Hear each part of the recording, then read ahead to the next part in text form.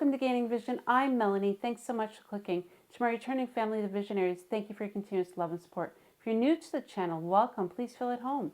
Have you had an opportunity to subscribe to the channel yet?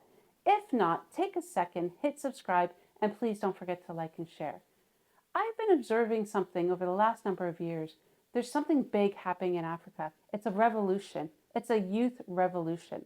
The youth of Africa are tired. They're tired of watching the elder leaders sit back and sit okay with the status quo. They're tired of watching the minerals and resources from Africa being shipped out to the Western world. They're tired of watching a lack of opportunities and employment for them. They want change and they're ready for it now.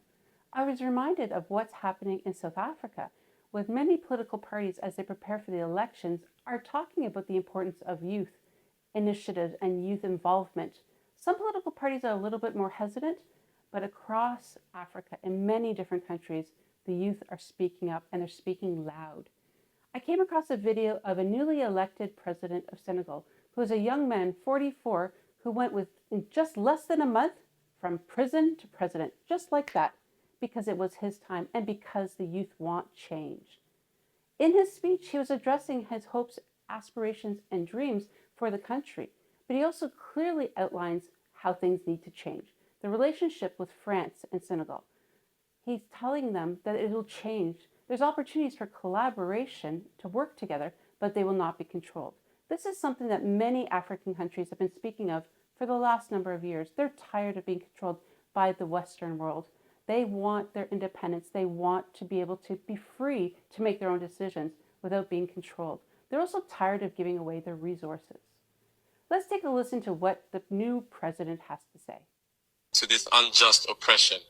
Centuries of misery, human trafficking, colonization, and neocolonization have caused immeasurable suffering. It's time to put an end to this cycle of oppression. It's high time for France to leave us alone. It's time for France to take a cue from its European neighbors and learn a valuable lesson in independence. Germany is the leading economic power in Europe, significantly surpassing France, which is ranked as the third or fourth largest economic power globally. Germany does not exploit any country, any colony. I can mention Italy, I can mention Spain, who had colonies before, but who do not exploit anyone, who do not interfere, who do not impose leaders in their former colonies. On what grounds does France believe it can continue to impose leaders on us and make choices on our behalf? This must come to an end. And the emerging Africa, the African youth, the African elites, and the African diaspora all stand united in saying no, it cannot continue any longer. France's hypocrisy is evident and pervasive in daily life. Let's examine the cases of Mali and Chad as prime examples of this hypocrisy. In Chad, where the constitutional process has been interrupted, France applauded and its president visited to officially consecrate the new king's coronation ceremony. In Mali, where it is not the constitutional process that has been interrupted, but the transition process, France has condemned and even packed up its things to say that it is leaving Mali. That's hypocrisy. It's the double standard. It is the double language that France employs in its dealings with Africa. During our questioning of Mr. Jean-Yves Le Drian regarding the situation in Ivory Coast and France's decision to allow a third term, he provided a clear explanation. He stated that while he accepted the third term for Ouattara, he refuses it for Belarus. He emphasized that France has condemned the situation in Belarus and has actively encouraged the European Union to do the same. Le Drian explains that in Belarus, millions protested, unlike Ivory Coast, where there were no mass demonstrations on the streets. This is how France deals with African issues. Personally, we expect absolutely nothing from France. We desire her to cease meddling in our matters so that the people of Senegal can exercise their freedom of choice rather than being influenced by France's selection of a candidate using the tactics we are aware of. We begin by targeting individuals, adorning them with the Legion of Honor or a similar knightly rank, enlisting them in Masonic lodges, and informing them to prepare themselves as they will be next in line.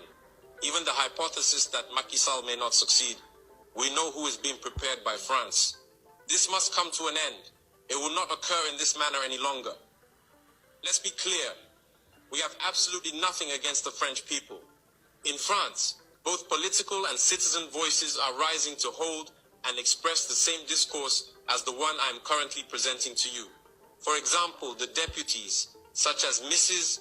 Frédérique Dumas, who regularly speaks on the platform of the Assembly, who regularly writes to the Minister of Foreign Affairs, since she is a member of the Foreign Affairs Committee, to raise this unfair behavior of France towards Africa, hold the same speech as us. The same Mr. Jean-Luc Mélenchon, Jean-Paul Lecoq, André Chassaigne, all deputies, hold the same discourse as us, and hundreds of other voices. The NGOs, like other non-profit organizations, are doing remarkable work in the same direction.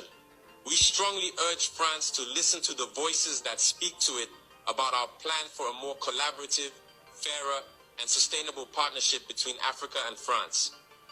It is crucial that we work together towards a future that is equitable, just, and environmentally conscious. If she listens, I believe we'll have beautiful days ahead in our collaboration together. If he doesn't know how to cut it, thinking he can continue to function like in the time of our grandfathers, this African youth no longer accepts it. France must make preparations for a definitive break and completely withdraw from Africa. Africa belongs to Africans, not France. She belongs to no one else, neither China, nor the United States, nor anyone else. After listening to the speech, you can tell the youth are tired, they're clear in what they want, and they're ready to do the work. It's important to know that in Africa, there's so many leaders that are not paying attention to what the youth are saying and what they're capable of.